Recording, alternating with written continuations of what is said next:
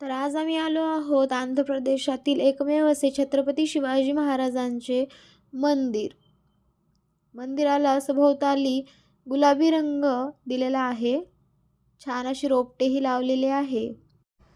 छत्रपती शिवाजी महाराजांचा जन्म आणि त्यांचा संपूर्ण इतिहास हे 3D स्ट्रक्चरद्वारे यांनी दर्शविलेला आहे.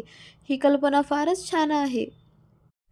तसेही जेव्हा इरादे मजबूत असतात तेव्हा आभाळा एवढा डोंगर सुद्धा मातीचा ढिगारा दिसू लागतो. महाराजांचा दक्षिण दिग्विजय ह्या मॅपद्वारे इथे दर्शवलेला आहे आणि त्यांची राजमुद्रा सुद्धा खूप काही सांगून जाते. महाराजांचे हे अष्टप्रधान मंत्रिमंडळ ही महाराजांची एक प्रशासकीय यंत्रणा होती.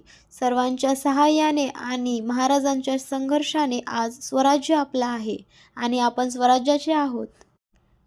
महाराजांच्या ध्यानस्थानामध्ये आजही शांतता मेंटेन केली जाते. याला ध्यान मंदिर असेही म्हटले जाते.